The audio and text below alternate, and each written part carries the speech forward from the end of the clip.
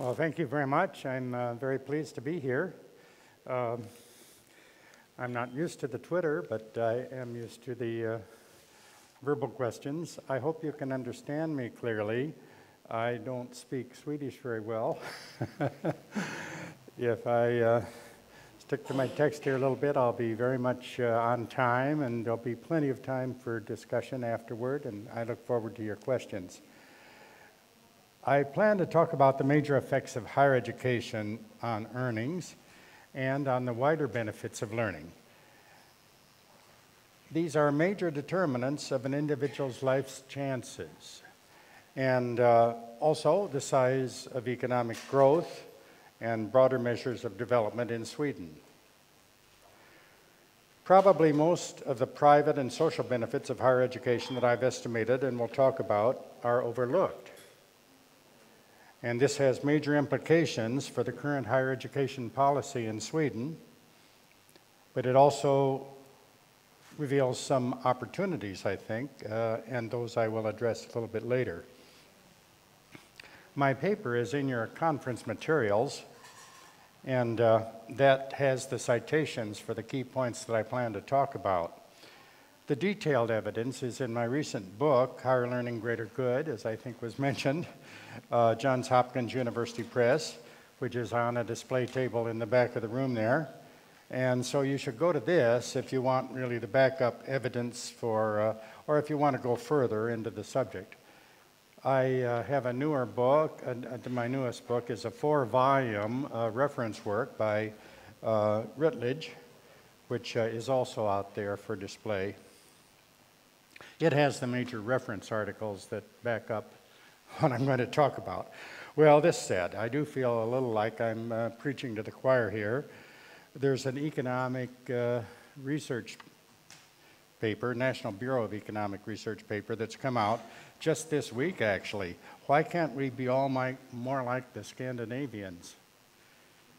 With all the educational advantages that you have here, more equality in your basic education system than we have, a tradition of the highest investment in R&D of any country in the world as a percent of GDP, and very advanced governmental and other institutions, it rather humbles me. But anyway, here goes. I think I must very briefly address first the current fluctuations in the labor market because there is temporary unemployment of graduates, and this is on everybody's mind. The current recession was much worse in the United States than you had it here, but now recovery is underway and has been for about 3.5 years, although if you'd listened to our political debate prior to the election, you wouldn't believe that. But now recovery, as I say, is underway. You missed most of the recession here, but it is now deepening, dragged down by the austerity policies in Greece, in Italy, in Spain, and in the UK. Overall unemployment in Sweden is 7.8% at the moment, which is about the same, 7.9% in the US, but not as high as the 8.3% in the UK. It's much higher in Greece, Italy, and Spain. But the important point is that the unemployment rates in Sweden for those who have not gone to college are a much higher 22%, compared to only about 4% for college graduates. The pattern is very similar in the US, very similar in the UK. And this pattern will remain much the same even though the recession may deepen. But this unemployment is due to slack demand for products, and it's not due to education. Education policies deal with the long-run supply side of the labor market and involve very long-term investment decisions. Your past investment in your own human capital will last you for about 45 years on the job and another 20 years after retirement. This is a very long-term investment, and short-term fluctuations can be very misleading. The longer-term job search for college graduates is typical, and it's to be expected in recessions. It's also typical that they will change, graduates will change jobs and even change careers several times during their lifetime. So as education planning is done, it has to take this flexibility, this change later in the labor market, into account. In spite of some temporary graduate unemployment, those with less education are much worse off. So short-term 1 to 3 year fluctuations are a very poor basis for planning long-run investment in human capital. Well, this said, it's in the long run where investment in education really comes into its own and is absolutely vital. It determines earnings, affects private health and happiness beyond earnings, generates social benefits, such as those from high-quality civic institutions. These largely overlooked effects beyond earnings have important implications, as I suggested, for education policy. When private benefits to the individual and his or her family other than earnings are not considered, this leads to private underinvestment. This is what has created a very depressed and dispirited middle-class majority in the United States. About 64% of our population has high school or less. And it's about the same here, 65%, I believe. It's a little bit higher than that in the UK, but that's a majority of the population.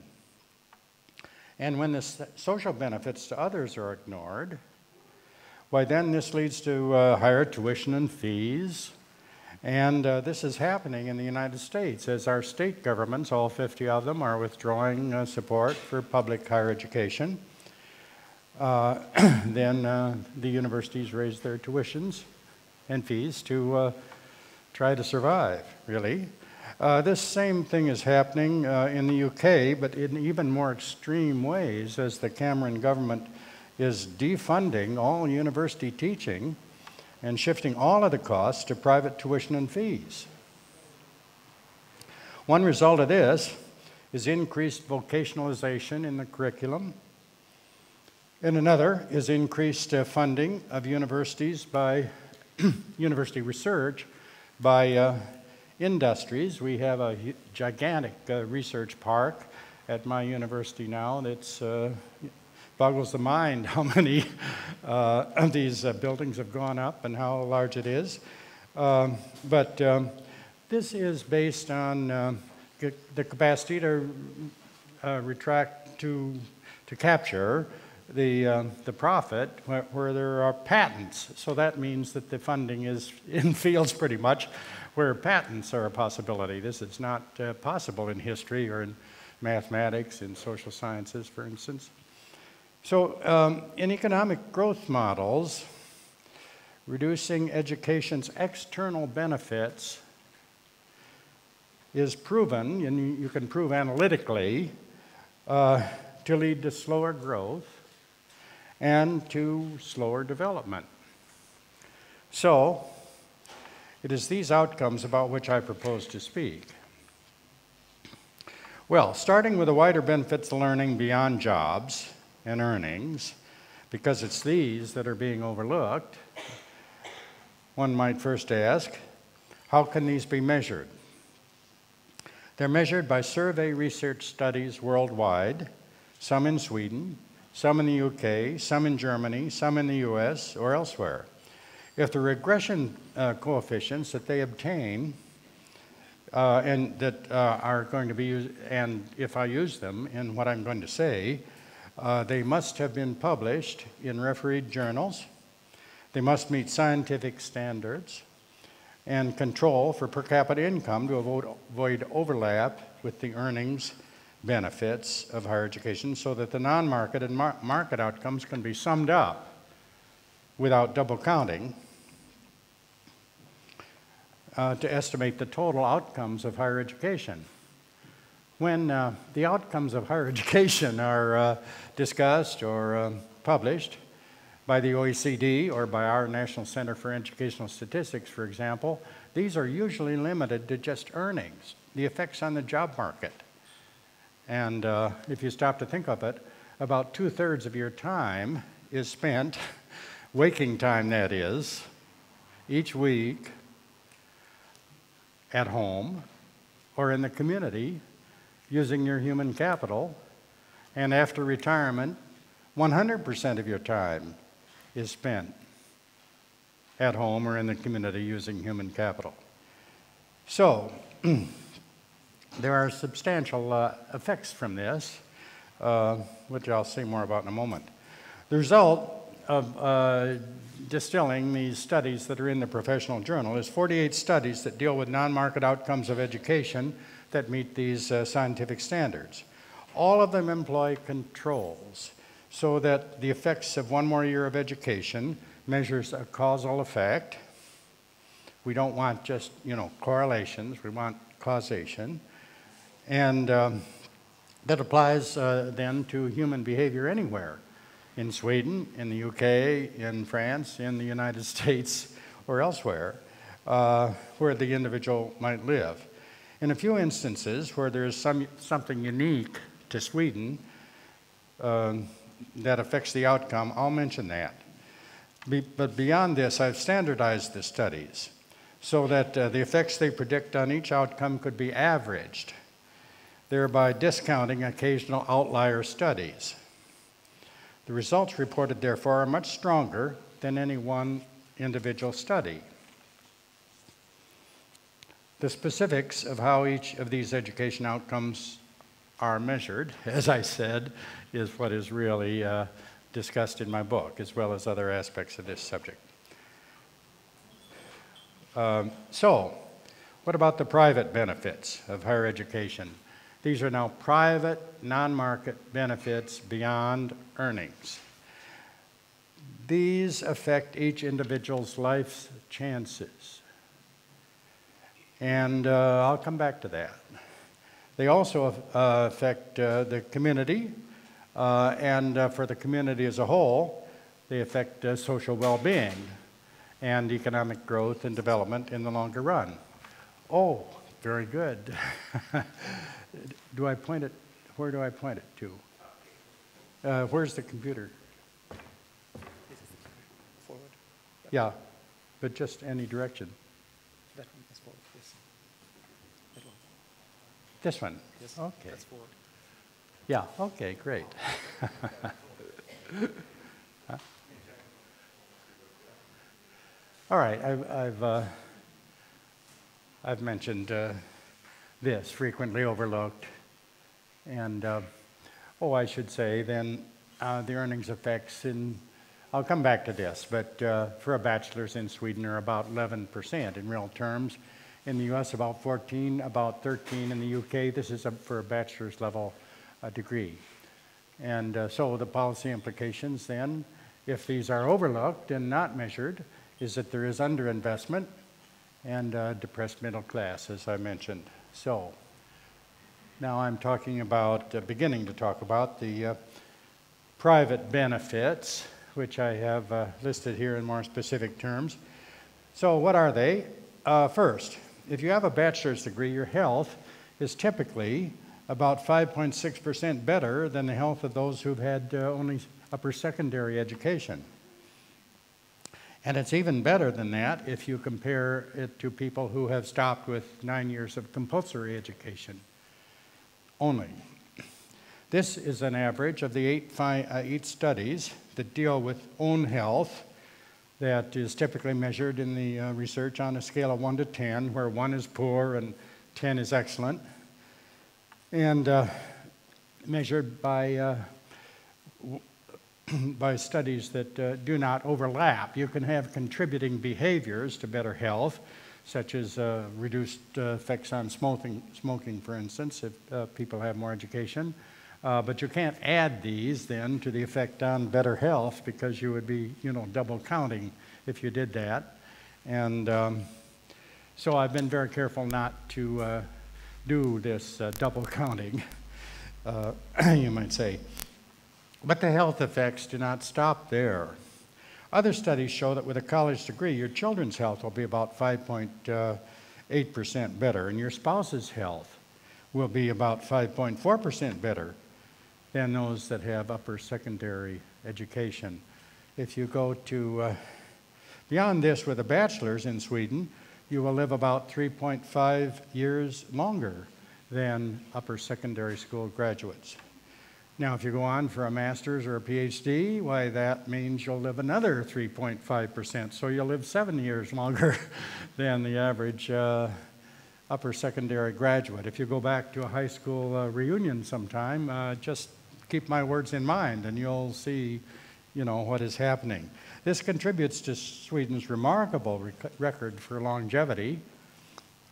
It affects, because the education system here is very good, relatively speaking, and it affects each individual's life's chances, obviously. A new study by Lager and others just came out, actually, at Stockholm University here, also finds that lower mortality for those with more years of education. Their study is based on a rather famous 1943 through 62 Swedish education study, where the Swedish government in half of the municipalities increased the required years of education, and in the other half did not. And so he has tracked these, and this study is published in the U.S., I don't know why, but it is, National Academy of Sciences journal that just came out literally 10 days ago. Well, there are additional benefits to the years of education received and cognitive development of your children. The 11 studies that do exist on this subject all find that if a mother has gone to college, her children will go 5.3% further in school. This is after controlling for the family income. And also will have about 5% better reading, science, and math scores. Still other studies show that females with a bachelor's will typically have 0.54 fewer children, about 1/2 of a child less. These lower fertility rates continue, however, through a master's, through a PhD degree. The farther the woman goes, the smaller the number of children she will have, and I say that advisedly because it's the female that controls the size of the family. And with these fewer children, though, these fewer children are healthier and better educated. They say better quality children, but I'm not sure that I like that term, but that's in the literature. So fewer children, but they're healthier and better educated. College also increases happiness, which nowadays is measured by psychologists using brain waves. It's the left side of your brain, which is the happiness side. The right side is the unhappiness or less happy side. And you can put measurements on there and ask a person, what makes them happy, and measure it in a cardinal way as distinguished from ordinal. And so happiness increases with earnings. And hence with education, because education increases earnings, obviously. But only up to about 600,000 kroner per year for a family of 4. Now, I'm measuring earnings as earnings. It doesn't include interest, rent, and profits. So the family might have a higher total income than just earnings, obviously. But this is the effect on what we would also call emotional well-being. And happiness studies are becoming a very popular thing these days. My good friend Richard Laird has, he's a lord now in the House of Lords, and, but still writing. But he's made a really big thing of this in the UK, and it's been picked up around the world, and you can look at the happiness of any country in the world, and the country of Bhutan, the king has made happiness, the gross national happiness, the goal of the nation. So anyway, as I say, it increases with income, but there's diminishing returns. In other words, there's diminishing returns to income in producing happiness. Diminishing marginal returns, we call it. And so it then flattens out at that level, and people do not get still happier. Now, I should say on the side that there is a genetic level of happiness. You have inherited a certain amount of happiness or unhappiness, and so then above and beyond that, what things do affect and produce more happiness are very well known. Unemployment produces unhappiness, for example. A good marriage produces greater happiness, et cetera, et cetera. So we can we know these now, and we know that income does produce greater happiness, but only up to a point. So next time we've got a real problem with bankers in the U.S. and CEOs making these enormous amounts or annual bonuses. Next time you hear about that, or in the U.K. it happens also. It doesn't happen here, of course. But just remember that it doesn't make them any happier.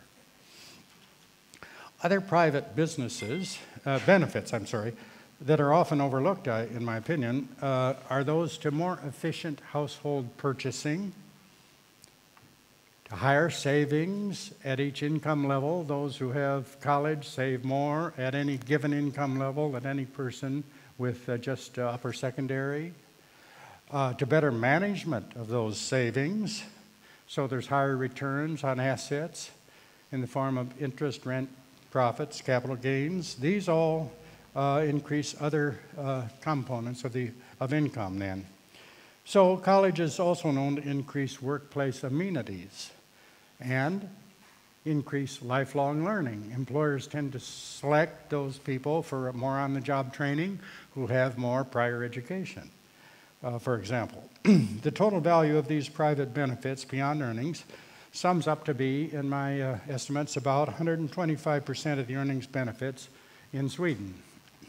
This is 7% larger than in the United States because the Swedish work week is shorter than it is in the United States.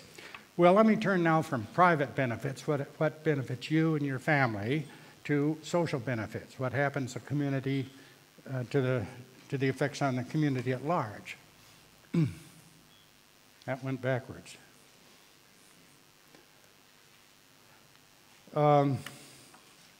Social benefits beyond earnings are those that benefit others. That's by definition. That's what they are. And that would include others in future generations. So most households do not have incentives to invest in outcomes that then they can't capture the benefit from, but instead benefit others. As Lucas puts it quite well, if your education increases the level of, let's say, democracy in the community, that effect, is not large enough, to really have much effect on what you do or don't do. So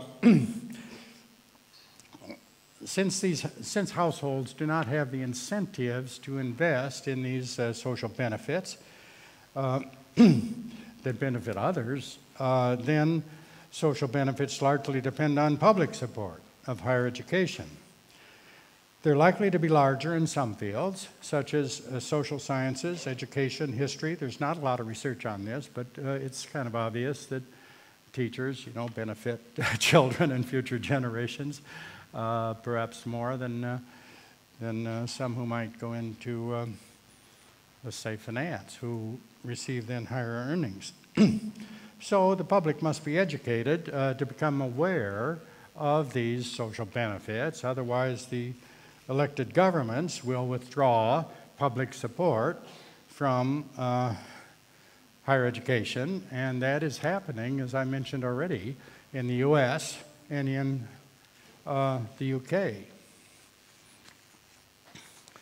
Well, first, among these benefits listed there now, as I say, these are in the paper that you have in your packets, more detail about each.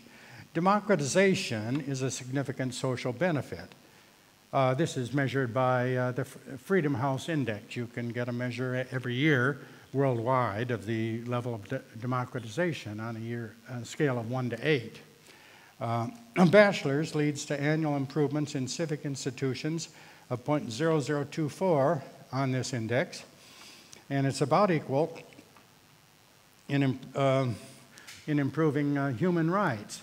Now, human rights are measured by Western political scientists as the effects on the judicial system. I do realize in the United Nations it includes investment in health, investment in education, but this is harder to deal with analytically, and the kind of standard measure of political scientists that human rights deals with whether you're thrown in jail and the key is thrown away, or the functioning of the judicial system is the one that I have accepted and go with.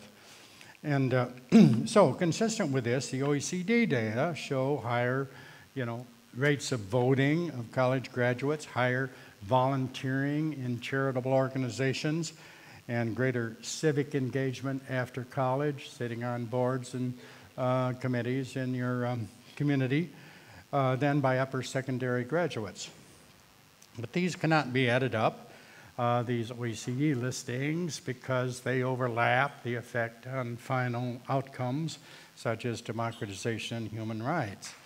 And I don't want to double count these things. So they do have in the OECD and National Center for Educational Statistics annual education at a glance equivalent, a few scattered measures of these outcomes, but they are scattered, they do overlap, and they are not comprehensive.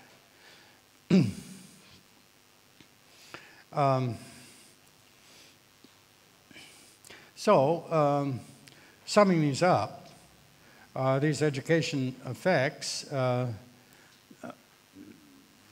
help to explain why Swedish governmental and judicial institutions are better than most. A bachelor's degree is also estimated to contribute 0.12% per capita to greater political stability on the International Risk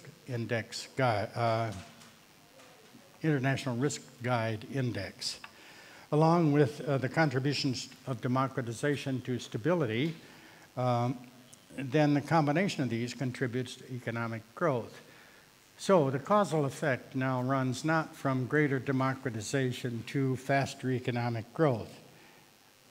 Even though it's kind of obvious, I'm sure, to everybody in the room here, that some of these countries in Africa, like Sudan, for example, where there's chaos, or Somalia, that's not conducive to economic growth, kind of obviously. But democratization contributes to greater political stability in the long run, and greater political stability then does contribute to economic growth. Countries that don't have democracy very much and do have a lot of growth include Singapore, for instance, or look at China. There's not a lot of democracy there, but the government is interested in growth in China. Not in Pakistan, where I have worked, quite a bit. That's a military dictatorship. They're not interested in economic growth, and there isn't much. I mean, their per capita income a few years back was just about equal to what it was at the time they gained independence, way back at the end of World War II. And they're about over 50% of the labor force is illiterate, and 95% of the females in Pakistan are illiterate. You'd say the same in Afghanistan. Well, that's not very conducive to, obviously, to economic growth there. And so you can have, there is a democracy in Pakistan now, but it's fragile, and the military has for many years been the total dominant force. And they're the ones that have the huge, beautiful houses and the fences around them, and yet they've got this terrible basic education system with mass illiteracy. So, a bachelor's degree is estimated to contribute about 0.12% per capita to greater political stability. I guess I mentioned that, along with contributions democratization. These then contribute further to growth. There again, there's probably greater, and this is a little bit not speculative, I think it's plausible, but without a strong evidence.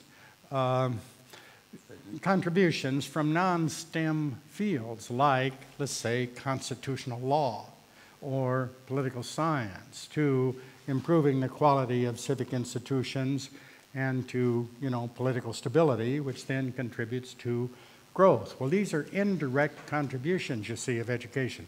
Education in, let's say, some of these fields,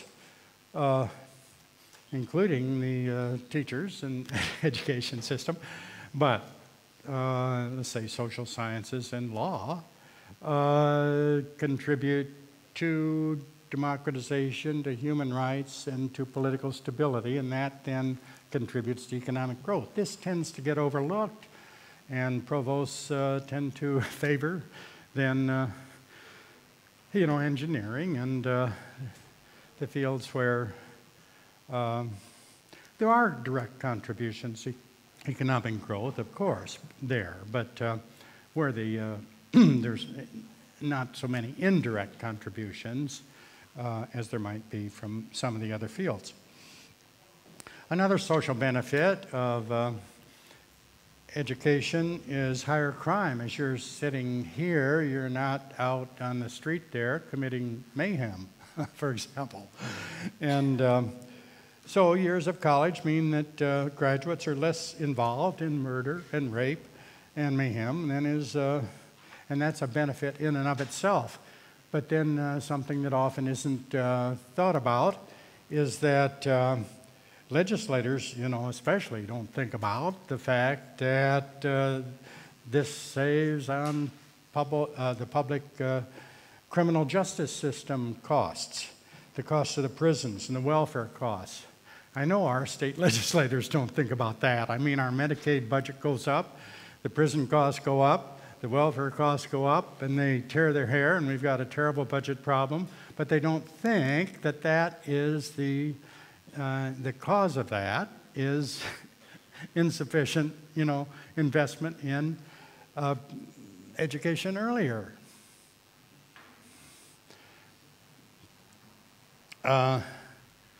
Another aside, you saw the aftermath of Hurricane Katrina in the United States long years ago. I mean, massive numbers of people that were semi-literate, all on the TV screens, had poor health, didn't even have a car to get out of there when the flood came. And this is reflecting, I did an article on this actually, the very, very inadequate investment in education by the state of Louisiana many years earlier. They're now doing something to try to fix that, actually. Well, there are other social benefits documented in the literature, such as benefits to the environment, lower poverty, and to increased social capital, i.e. trust. But a very major social benefit that I think must not be overlooked is to increasing the flow of new ideas. This is featured in exciting new work on the endogeneity of new ideas, suggesting that ideas don't just, pop out of the woodwork in an unexplained fashion, but instead depend largely on investment in education and especially higher education. The latter disseminates the worldwide research. As faculty access the worldwide research, they then pass that on to their students. Their students then go out into other universities or they go into business and they transfer these ideas. They're able to adapt and utilize this new and very high technical kind of knowledge that our society is characterized by these days. And so this disseminates the worldwide research through their students, and it increases, as well as the R&D that is supported here by the government quite well. It also increases the number of persons that, this is using Lucas's words at Chicago, that spend all day, every day, creating, exchanging, adapting, and applying new ideas. These ideas are increasingly technical in modern knowledge-based economies, and they're certainly a basis for Schumpeterian type invention, innovation, as well. The direct social benefits outlined add another 94% of the earnings benefits, in my estimates, to the value of the bachelor or short degree in Sweden, the 2-year degree I'm referring to as a short degree. This underestimates the important effects of new ideas and of indirect effects on future generations. Well, let me turn now to earnings benefits. Oh, that went backwards? Let me look at the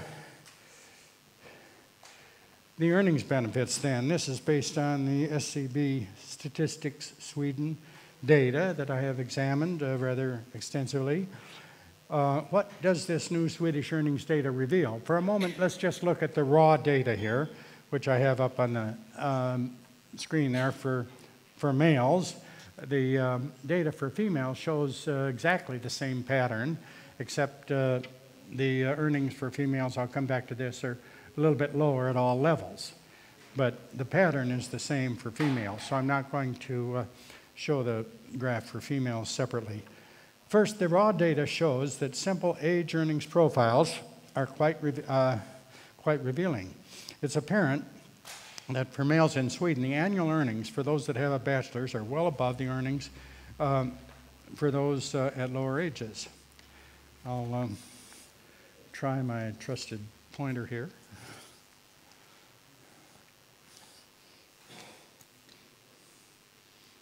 See if it works. Yeah, it does. So this is the earnings for those with bachelor's degrees, and this is the earnings for those that have what you call a higher education diploma. And you see here at about age 30, that passes the earnings for an upper secondary graduate. So there's this increment here at age about 53, 54, where it peaks and then falls off as the human capital becomes somewhat obsolete, and competition in the job market also is a factor. But anyway, this is a typical pattern. But look here, this is the age earnings profiles of those who have 2 years of upper secondary or less. Very flat. In other words, after about age 35, there's just no earnings growth at all. This is very, very typical. You get the same thing in the UK data, same thing in the US data. So this is nothing unique to Sweden at all. So what happens? The average earnings peak for a male's bachelor's graduate is 570,000 kroner per year, and then it begins to decline. And this is just, as I mentioned before, earnings. So we're not including interest, rent, and profits. So if you think 570,000 kroner is not, quite as high as typical income, it's because it's just the earnings piece, which is most directly related to the education. But for those with 2 years, upper secondary have age earnings profiles that are only 100,000 kroner less, at this level here. This is per year.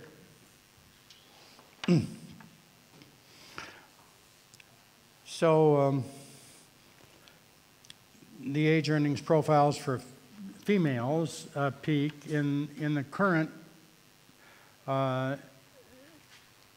Swedish data at 375,000 kroner instead of 570,000 kroner. So if you shift this whole thing down by that amount, you'd then have the female pattern. So life's chances of males and females, as measured by earnings, are both very severely limited for those stopping with less than upper secondary education, and especially for those with less, with still less due to insufficient education. The new social rates of return that are now a much more adequate criterion I have computed by the full method. They measure the earnings benefits due to education over the life cycle that I just showed you but relative to the cost, the full cost by families and by government, about half of the cost of higher education is borne by families, by the student and by the parents.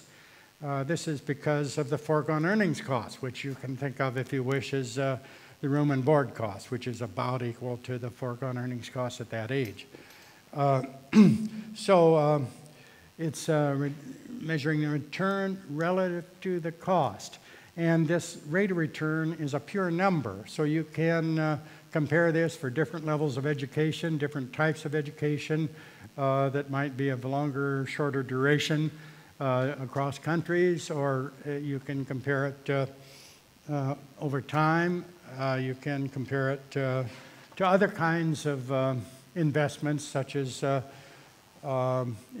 families might make, such as investment in mutual funds, for example, where the rate of return is around 3 to 4% over the very long haul.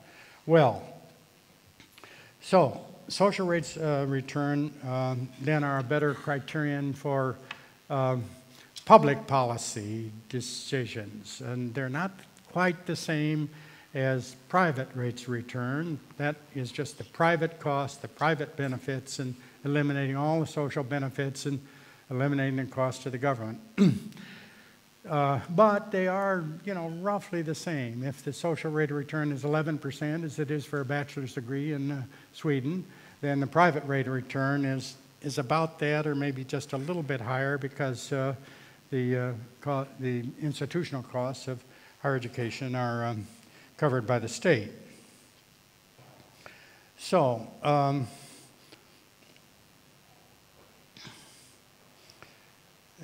I'd say these are a better criterion than the net present values that are computed by the OECD. A net present value, you have to assume a social discount rate, which is kind of an arbitrary thing. They assume 3%. Well, maybe it's 5%, maybe it's 1%.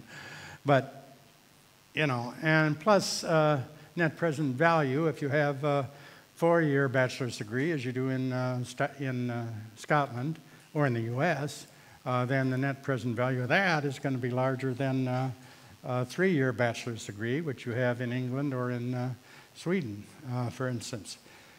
So they're not quite as comparable across programs or countries as a pure social rate of return. Well, based only on earnings then, for a 3-year bachelor's degree in Sweden, the full, calculated by the full method, the social rate of return averages 11% for males and females. This includes a 3% addition that I have made for longitudinal trends due to the continuing technical change in immigration, which makes the rate of return more forward-looking. If you stop to think about it in an age earnings profile, when a graduate gets up to age 50, let's say, he or she is going to have higher earnings than the current graduate that is out there right now at age 50, because there is continuing technical change giving a continuing advantage to those people who have some higher education over those who have, less education in the labor force. Immigration also affects this. The number of immigrants that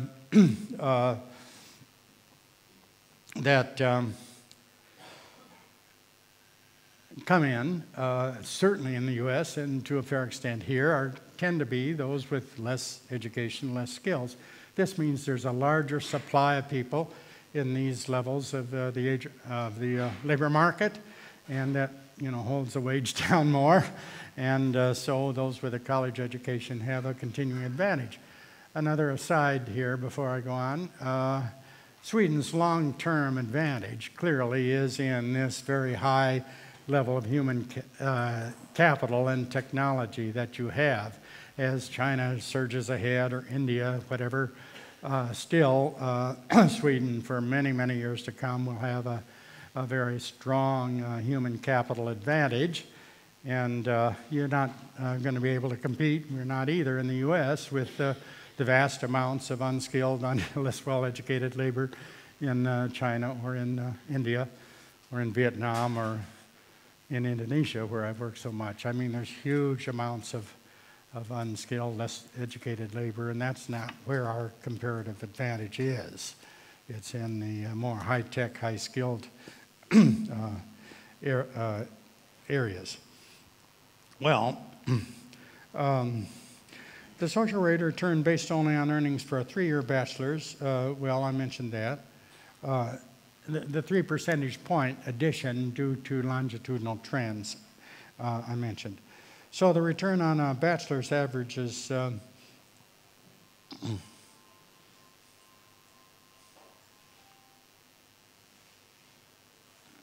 oh, yeah. I wanted to say the estimates of the institutional costs in Sweden I got from your, official government statistics on the cost of a 9-year, what do you call it, compulsory education, the unit cost there. It's pretty good, but then the cost of the higher education, the unit cost, I thought was kind of off. I even talked to people in the Bureau of Statistics. Well, that's what we get, and they didn't compare it to the cost at the basic education level, the unit cost, and yet it's much lower than the. So I didn't think that was right, and I used the OECD estimate instead, which includes the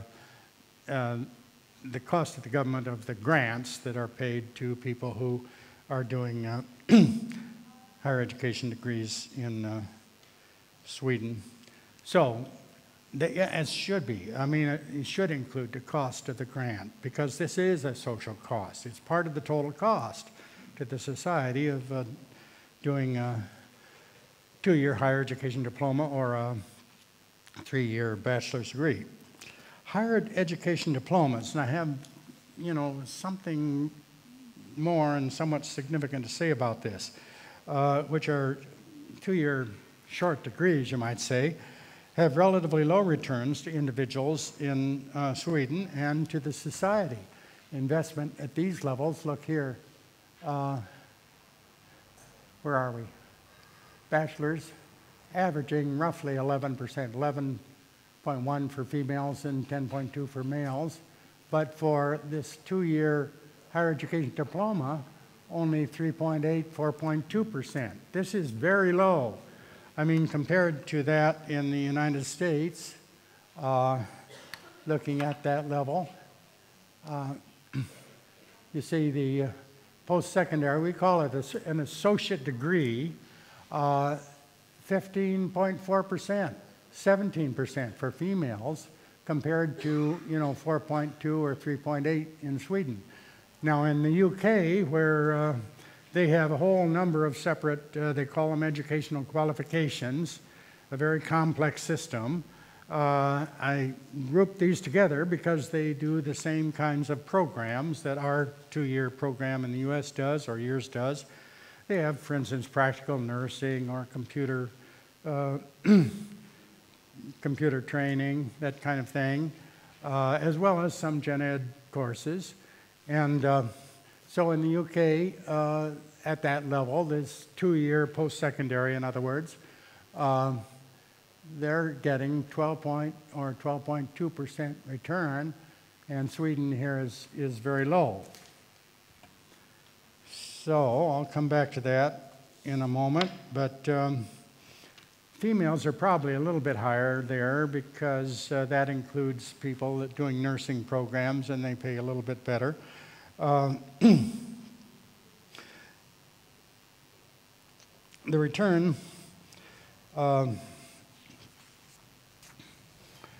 might be a little bit lower, I must say, because the data that I have for Sweden includes those who drop out, and that will tend to drag the rate of return down. To go just 1 year, for instance, to college does have a positive return, but it's not anywhere near the 11% return that a person who really finishes a degree gets. So, nevertheless, this is obviously much higher than the average of 16% in the U.S. at this level. So these rate of return results have three main policy implications that I would like to sum up. Well, let me back off for a moment and say something I didn't say, and that is that down here at the 2-year or less upper secondary, you see there the average is 0.4%. This is lousy, terrible. And for those who have just 9 years of compulsory, the average here is what? 2%, something like that. So there's a glut in the labor force. The labor market signals are telling you that in the labor force there's a surplus of people who have 2 years or less of upper secondary or have only 9 years of compulsory. This is where the surplus is. Where are the shortages? These market signals are telling you the shortages, are up here with a bachelor's degree primarily, and should be, also at this level with a 2-year higher education diploma. I asked the person on the plane, he was from Stockholm. I said, have you ever heard of the higher education diploma? No. He said, what is it? People don't seem to be, maybe you are, but my impression is not very well aware of this level. You ask any American, what is an associate degree? Whoa, they'll tell you. They know. They've got, one big community college in their community, usually 22,000 students in it, major economies of scale. These are very tied into the local labor market. They know what an associate degree is. They know what their what a community college is. In Sweden, the awareness of what is a higher education diploma, yeah, there's some awareness, but my impression is, you check me on this, but that there's not, it's not as well known as what that level is in the U.S. So these results then, major policy implications. First, since the social rate of return in Sweden at the bachelor's level is a high 11% compared to the real average return on mutual funds, continuing to expand enrollments at the bachelor's level represent a good investment both by students and their families and by the government. This will do the most to enhance individuals' life's chances, the non-market part of it, and as well as the earnings, as well as pure economic growth, which requires an increasingly skilled labor force. Now, my comment about enrollment is with forethought. There's been some talk by the government to improve quality. The studies tend to show that you increase enrollment, increase access, and the effect on growth and development is quite loud and clear. This is not because quality doesn't matter. Quality does matter. But to just expand quality versus quantity, you don't get as big a bang for the buck. You just don't. In the research that's in the professional journals. Second, to encourage any student to stop with 2 years of upper secondary or less is ill-advised. There are social rates of return there that are very, very low. I showed them to you. Minus 0.6% for males. It's negative. And 1% for females. And the age earnings profiles are very flat. We just looked at them. Even stopping with only upper secondary is insufficient these days. Secondary schooling only limits each individual's life's chances, puts more workers into the part of the low-skilled labor force where there's already a surplus, as indicated by these labor market signals, as I suggested. It's also a misdirection of investment to low-return activities that slows poor economic growth. If you have this option that gets that much economic growth, and this option that gets none or very little, if you put your money there, you're giving up, a much larger increment to growth that you could get for the amount of money invested. So if some students do not have the capacity to go on to college and drop out, that is one thing. But to deliberately encourage them to do so and to seek funding to try to help them,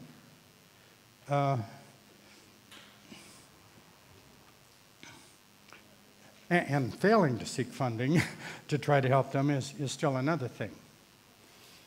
Third, because the social rates return at the level of 2 years of college or less, and so relatively low in Sweden, this suggests that there needs to be a serious policy to find the reason and to propose reforms that raise the effectiveness of the higher education diploma or associate degree.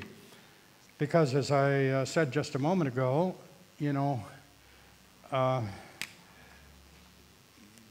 the evidence is in other parts of the world that the potential at this level is quite considerable. Now, the potential at this lower level is not quite considerable in other parts of the world. I mean, this low return at these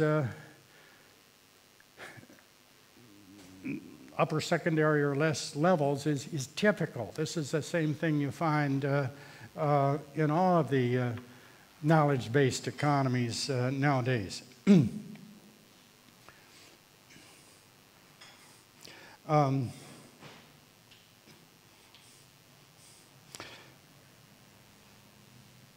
So, there is the possibility of looking, more seriously at this 2-year higher education diploma, and why is it that, the rates of return at that level tend to be, fairly low? Well, just off the top of the head, first, can students transfer their credits sufficiently easily if they choose later to go on for a bachelor's degree in Sweden? Transfers lower the average cost to the government for a bachelor's degree, as well as the cost of students who work and study part-time for higher education diplomas, and then later go on. You have these higher education diplomas offered at university colleges and universities here, whereas in the U.S. These 2-year associate degrees are offered, as I said, at community colleges, which are large, freestanding institutions that realize enormous economies of scale. So the unit cost is quite low. In the U.S., well over half of our undergraduates now are studying for 2-year associate degrees in these community colleges. Nationwide, over half of the undergraduates are in these 2-year programs. These institutions are very closely tied into local job markets, because about half of the students who finish the associate degree do go into the local job market, and they've got a job right there in the hospital, local hospital, let's say, or as a computer programmer somewhere, or if they have some more vocation-related degree, and about half then go on. So maybe one reason that those who stop, and that's what, of course, this data shows, have high returns, is that these institutions are so closely tied into the local job markets. This means that they contribute primarily and significantly to local regional development, and they tend to settle where they get their degrees, in that town where the community college is or close to it. This is true in the UK also. Studies show that those that go to further education colleges tend to settle in that locality. Not all rush to London or to Edinburgh or Glasgow, but stay in the local region and contribute the most to regional economic development there. One recent study in Sweden found that migration patterns in Sweden, as far as the level of education and where people studied, are very similar. That isn't that those with bachelor's, master's, PhD don't contribute enormously to economic growth. They do, but they tend to settle in Stockholm, and it affects, the nation or the world. It doesn't affect the rural towns up in along the Arctic Circle. That's my point. Second, is there a 2-year associate degree program that includes general education courses as well as vocational fields that is simple enough for students and employers to understand? This is not the case in the UK. They have this enormously complex myriad of narrowly defined educational qualifications, they call them, that is very confusing. It inhibits transfers of credits, and it is overly complex, and employers and students, even some of the faculty at the University of London in education who specialize in this, can barely understand. They keep changing these qualifications all the time, and so it's very hard to work with the data, because as you go back further, why it's was something different. So third, are programs offered at this level too narrowly technical? I don't know, but if so, this limits the capacity of the student to shift to related careers later. Nowadays, most graduates, as I mentioned, change jobs and careers several times before they retire. Some general education courses contribute to problem-solving abilities, facilitate their capacity to adapt later. And fourth, finally, are economies of scale being realized in programs at this level? As I mentioned, in the U.S., community colleges often have 23,000 students. Right in my town, where the University of Illinois is, we've got about 45,000 students, most of them master's, PhD. There is another community college that has another 23,000 students studying at the 2-year associate degree level.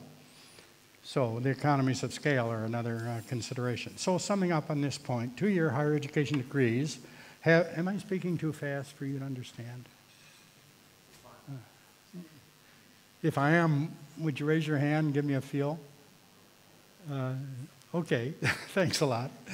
2-year higher education degrees have been shown to be very effective in the US and in the UK. They broaden access for students from middle and lower income families. They reduce the cost to the government at the bachelor's level for those who do transfer, and they provide regional development. It is a level that might have some considerable potential in Sweden. Finally, let me add a word about the exciting new work on the endogeneity of new ideas.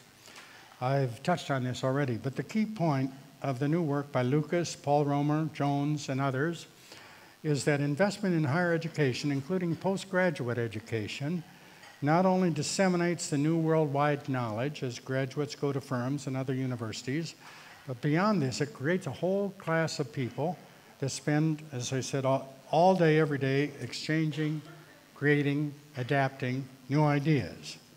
This has to be the foundation of Schumpeterian processes, product innovation, process innovation, both in the firm and within government, in modern, highly technical, knowledge-based economies, such as Sweden, as well as the US and UK.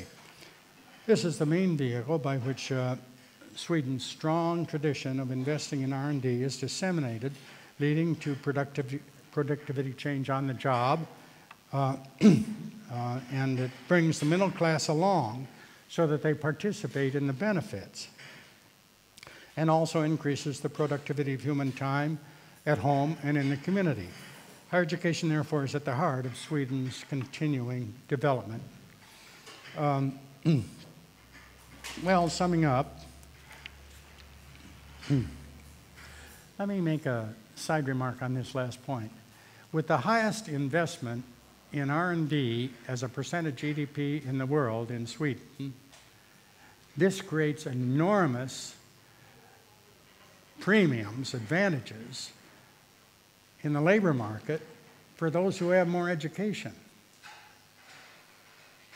It creates enormous disadvantages for those who have less education, because automation, displaces people with less skills more than it displaces the more highly skilled, highly educated people. So it creates a comparative advantage for those with bachelor's or more, and a comparative disadvantage for those with less. And if one goes forward into the future without considering this fact, then you know, involvement of this middle class, and you get what we've got in the United States, a very large class of people with high school or less who aren't participating in the economic growth process.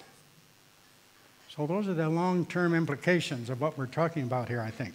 Summing up, the earnings benefits just discussed can be added to the value of the private non-market benefits. These are 129% of the earnings benefits, plus the value of the social non-market benefits, which are about 95% of earnings benefits in Sweden, not including the indirect effects, because these are harder to measure with precision. These total outcomes of higher education can be expressed in relation to costs and as a rate of return.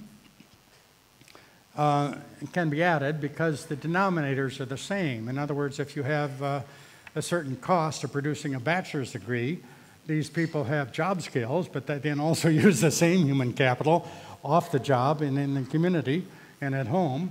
And if you just simply consider these latter outcomes, that doesn't add to the total cost. So you can add these outcomes in the numerator and express them in relation to the cost with no problem. The result is that 11% earnings-based social rate of return in Sweden is closer to about 3 times that, or closer to maybe 35%, plus or minus, a new true social rate of return for bachelor's degree in Sweden. Even the low 2-year program is yielding 12% when these benefits to health, happiness, and the community are added in. My basic point is that there are very important non-market private and social benefits of higher education that are being overlooked.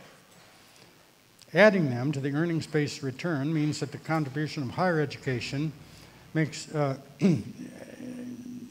this contribution that higher education makes to the quality of life, to health, happiness, the community, broader development is much greater than only the effect based on earnings and job market outcomes, important as they may be. This leads to underinvestment. It leads to rising tuition, fewer middle-class income families going on, to vocationalization, to a greater dependence of research funding on, on patents. Analysis of the data on earnings and of the wider benefits of learning strongly suggest that students who stop their education early limit their life's chances and also represent a largely wasted resource to the nation as knowledge in technical fields, including the social sciences, plunges forward. In conclusion and overall, the evidence is that higher education remains a very good investment. I should go forward here. Yeah, I'm down to the bottom.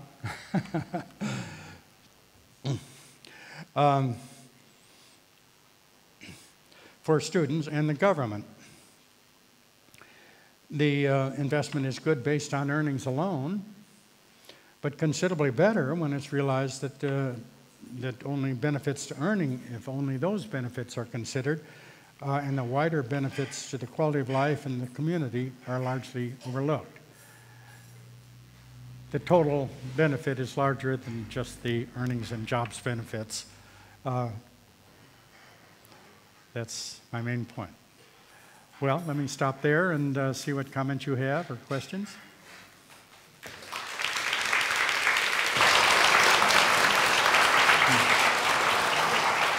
Thank you so much. Thank you so much, Professor McMahon. Time flies, but we still have time for some questions for you. Sure. So who wants to enter the floor first with questions for McMahon? Please raise your hand, and we have a question here, and you will get a microphone. Please introduce yourself and ask a question for McMahon. Okay, my name is Jan-Erik Gustafsson, and I'm a member of the Civil Servant Union Board for Universities in Sweden. Yeah. Thank you very much for your presentation. As I understood it, the political implication of what you said about this, the political implication, what you said, told us about the benefits, the private benefits and social benefits beyond earnings. is that this is a very good argument against the present austerity politics applied in the United States and European Union. An argument against... Yes, against this. It's a very good argument against the present applied austerity programs in the United States and European Union. Here in the European Union, now the Troika is the European Central Bank, the European Commission, and the International Monetary Fund actually destroyed the higher education in Europe, like in Greece, Spain, Portugal.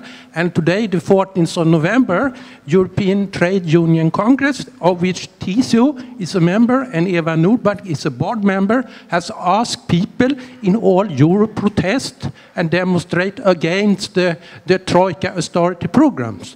And I don't believe in that competitivity. Eva Nordback mentioned that competitivity, to increase the competitivity, should save Sweden from problems and keep the welfare system. This is a contradiction. Don't you think it's a contradiction if all countries are going for competitiveness, to increase on competitiveness? How should we then safeguard the welfare system? For competition? Yeah, competition, yeah. If every country goes for competitiveness, how should we then be able to save the welfare system?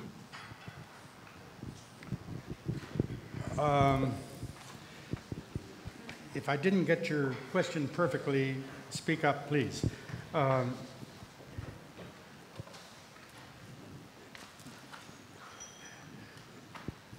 not sure I understand exactly what you mean. The higher education system in the United States is extremely competitive.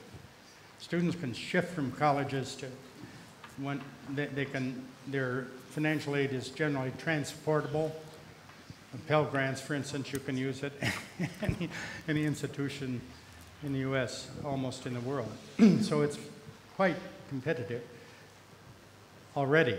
If you're suggesting now that lowering, public support makes these institutions more competitive, I wouldn't think that's right because, as I say, their Pell Grants are movable, and the state grants are movable within states. So just the withdrawal of public support doesn't necessarily make the higher education system more competitive. Okay, thank you. I'm not sure that really got at your question.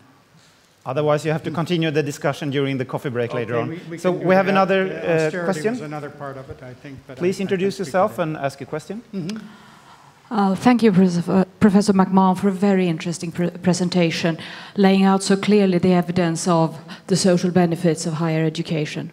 My name is Git Claesson-Pepping. I am the General Secretary of the Swedish University Teachers Association. And of course, being a university teacher myself and you being a professor, I think you must have laid some thoughts to a problem I would lay out for you, or rather a question I have. Because as university teachers, we are of course convinced of your argument here. But what conclusions should we, as a profession, draw from this, apart from the fact that we're indispensable to society? You're speaking about teachers in general. University teachers especially. University teachers. University teachers, all level university teachers. Well, I do think that teachers at basic education as well as higher education levels make enormous contributions to individuals as well as to society. I think that they need to be aware a little bit of the longer run outcomes of what in fact they do. I think that K through 12 teachers in Sweden maybe are paid kind of low in relation to the OECD, for instance. Higher education costs here in Sweden are about 45% higher on average than they are in the OECD. I have spoken to some of the reasons why I think they're higher. You're not making much use of the 2-year program, for instance, at separate institutions, which are tend to be far lower cost. Most of the outcomes of teachers are, to some extent, social benefits, which are spillover to future generations and society in the future. Our government, yours I think probably also, has in the past, recognized this and subsidized teacher training, quite a bit to have a higher supply of teachers in relation to the demand, which keeps the earnings, a little bit lower. So there has been in the past a recognition of this social benefit. In the United States, more recently, this state subsidy has been, withdrawn, quite a bit.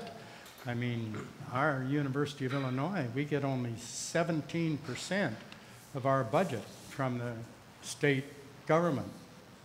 The rest, 55%, is research support, and then the rest comes from tuition and fees and from endowments, of course.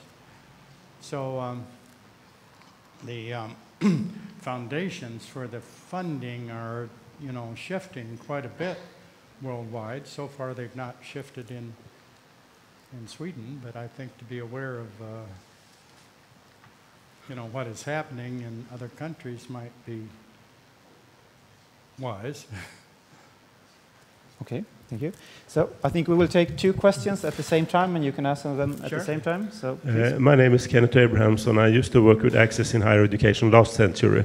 Yeah. So if we look back in Sweden, say from the 70s and the 80s and onwards, there has been a very strong educational expansion. If we take in the 70s, there was this broadening view of recurrent education, and also that you should... a broader view of what?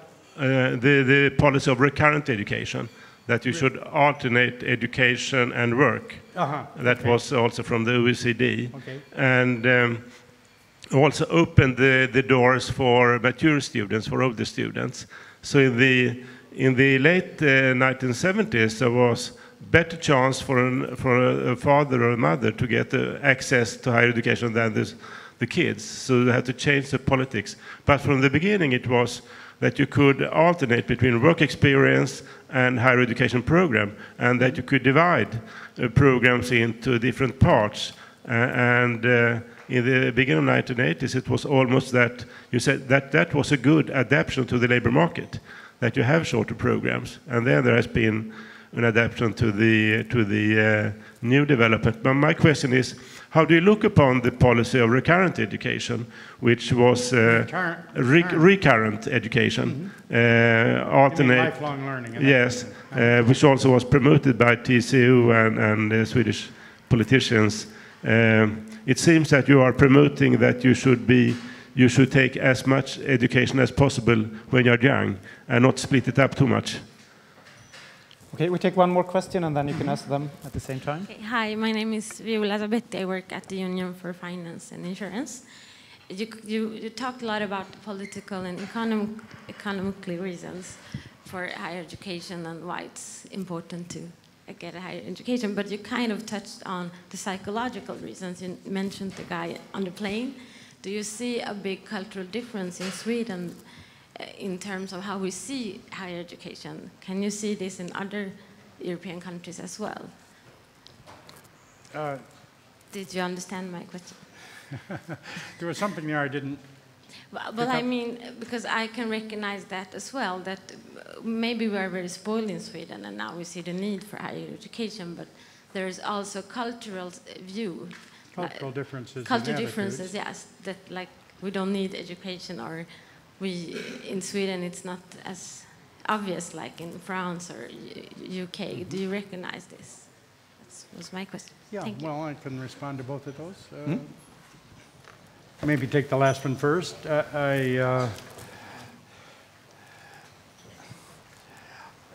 I'm certain that the attitudes, have changed toward higher education. I think most people think increasingly desirable. The pent-up demand, the number of students, wanting to enroll in higher education is one evidence of it. The data, show, what many of the advantages are, the role of higher education over time has changed somewhat. I mean, if you go back 100 years, let's say, why it was a training for priests and for civil servants, and now there is much more, training in engineering and other business applied fields of that type related to the needs of industry and economic growth and to the broader development. So this has changed over time, but all public attitudes maybe haven't quite, changed with that. As far as the education of younger people versus lifelong learning, most students who drop out never do go back. That's one problem. If they do go back, why then, yes, but there have to be the kinds of institutions that accommodate overaged people. A lot of I was mentioning the community colleges in the United States, about a third of those students tend to be what they call non-traditional age students, older students that are doing lifelong learning, have gone back later or are, going further at a later age. Most universities, don't want to accept people, later in their life. The investment in, first goes for a PhD, but begins at age 50, let's say. The number of years left to use that education are so short that it's not economically, very advantageous. So learning at younger ages is more economically advantageous, but then also lifelong learning is very important as technology changes, jobs market change, people have to go back, and I think the country needs to have institutions that accommodate that need.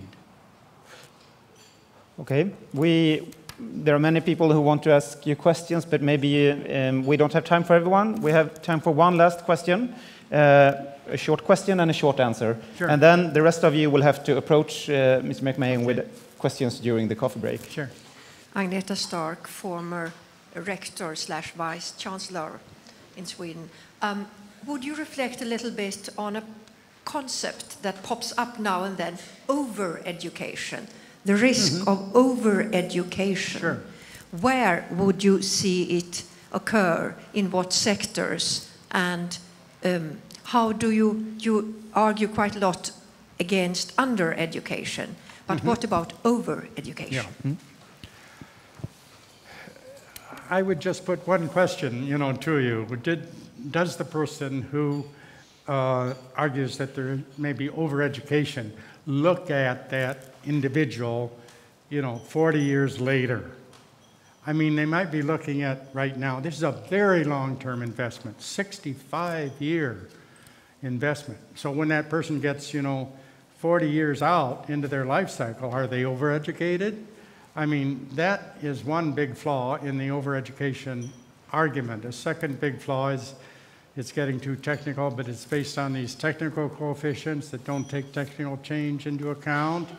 So, we have a building custodian in my building. One guy, he's got a bachelor's degree. Well, you might say he's overeducated, but by gosh, he can fix everything that goes wrong. The light bulbs he can change, or he can fix the faucets, or, he's got a whole set of skills.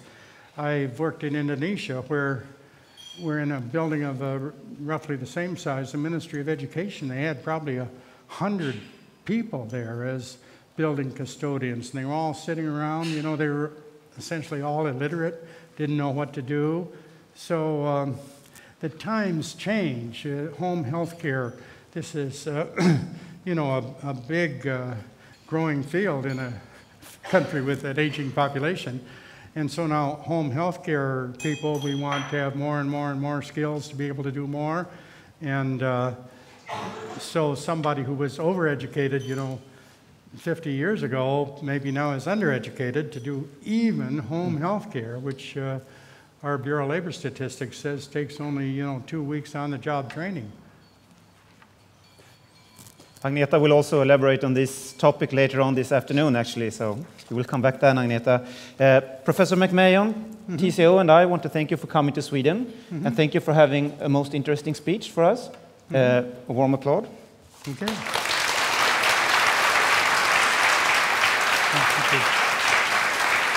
And TCO has also made a donation to UNICEF's school projects, and as a gesture of gratitude, you will get a certificate from TCO and UNICEF as a gratitude for you coming to Sweden and having this interesting speech. So thank you again. Oh, thank you very much. Thank you.